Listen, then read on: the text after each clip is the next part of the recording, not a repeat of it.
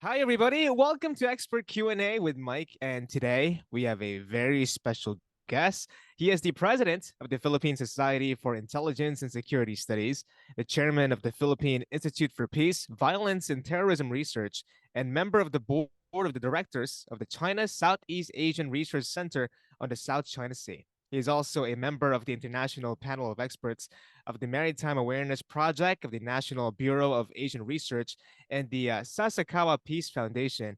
We have with us today Dr. Rommel Banlaoi. Thank you so much for joining us today, Doctor. It is a pleasure. Yeah, my pleasure too, Mike and Lexi. All right, so Dr. Banlaoi, as an expert on international relations, I'm excited to hear your thoughts about a lot of things going on involving our country, especially one of our neighbors, China, of course. And considering you're one of the members of the board of the directors of the China Southeast Asian Research Center, I'd like to hear your thoughts about this one. So, Philippine President Ferdinand Bongbong Marcos Jr. is about to visit China. What are your thoughts or expectations for this meeting? Well, my expectation is for President Marcos Jr. to strengthen our bilateral ties with China, considering that the two countries have pursued the concept of comprehensive strategic cooperation during the time of former President Rodrigo R. Duterte, okay, especially when President Xi Jinping visited the Philippines in 2018.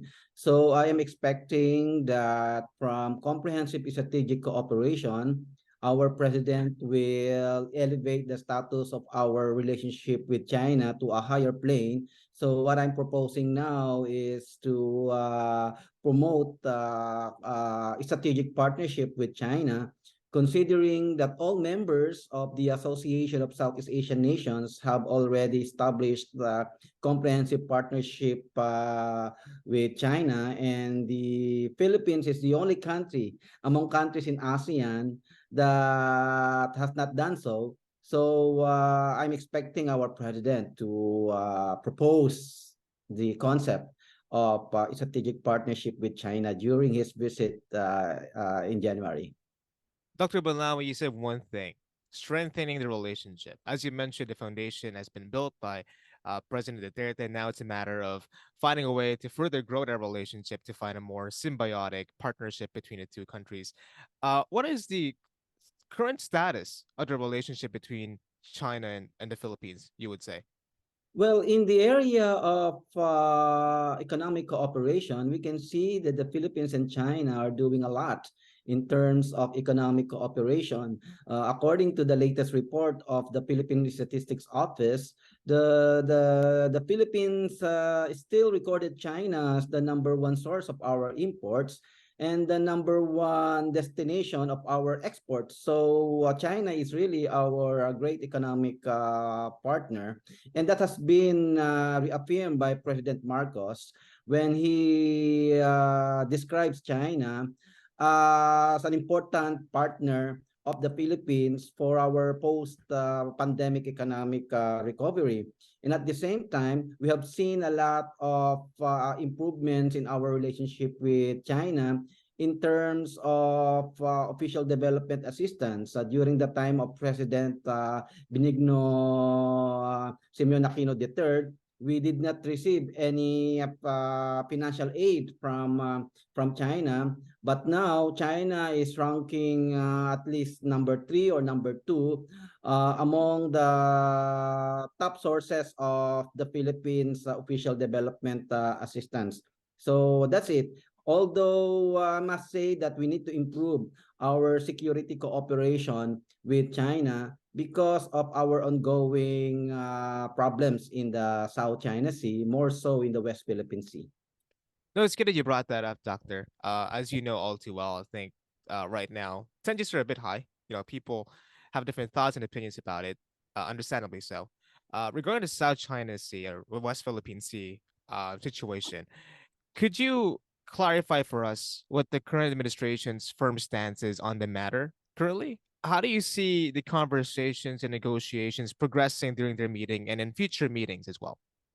Well, if you will go back to the previous statements of President Marcos Jr., he stressed that he will not surrender even an inch of Philippine territory in the West Philippine Sea. So that set the tone of the policy of the government under President Marcos, that there will be no surrendering of our territorial claims in the South China Sea. But at the same time, he also emphasizes the need to pursue cooperation in order to avoid military conflicts in the South China Sea, and also to improve the overall security situation in the South China Sea.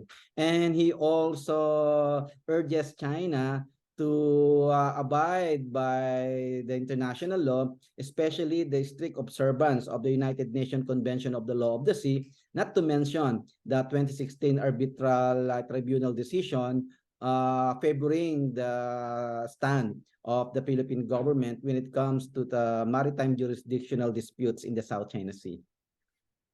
Understandable, doctor. I think it's a delicate balance of being able to impose your will, but also understanding that the collaboration really is the forefront expectations for both parties, and that's the most ideal situation for everybody. I think building off that, doctor, on the topic of President Marcos, as you know as well, he is the agriculture secretary. And right now, as an agricultural country, that is something that we need some help on as well. What do you think is the prospect of cooperation between the Philippines and China in the field of agriculture specifically? What kind of cooperations or initiatives do you see possibly being built up? In fact, since 1975, when we established diplomatic relations with China, the agricultural cooperation is one of the most robust areas of cooperation between the Philippines and China. So this is an area where the Philippines and China can really see a lot of cooperative activities. And I expect President Marcos to sustain the gains of agricultural cooperation between the Philippines and China, especially during this time where we really need a lot of support from China in terms of sharing its exemplary practices in improving the agricultural productivity of the country. And you know already that through agricultural innovation, China was able to industrialize, and this sustained industrialization of China led to what we call as economic miracle, where China was able to remove out of poverty at least 800 million Chinese people. And for me, that is a great service to the world. That is a great service to the humanity. And China was able to do that because China paid attention to agricultural reform or agricultural revolution. And the Philippines can learn a lot from China's initiatives to improve its agricultural productivity, and not only agricultural productivity, but also agricultural technology. And it's an area where the Philippines can really benefit a lot from China. And doctor, aside from agriculture, as you also mentioned earlier, there's been active cooperation between the two countries, especially in the field of economics, right? Finding a way to elevate both countries and contribute in their GDP in a way they're able to grow economically. In terms of trade and as well as people to people and cultural exchanges, I think we've been seeing it a lot more significantly now, especially with the Chinese embassy being very active. How do you see that developing as we go through this administration and moving forward, the outlook of the relationship between China and the Philippines?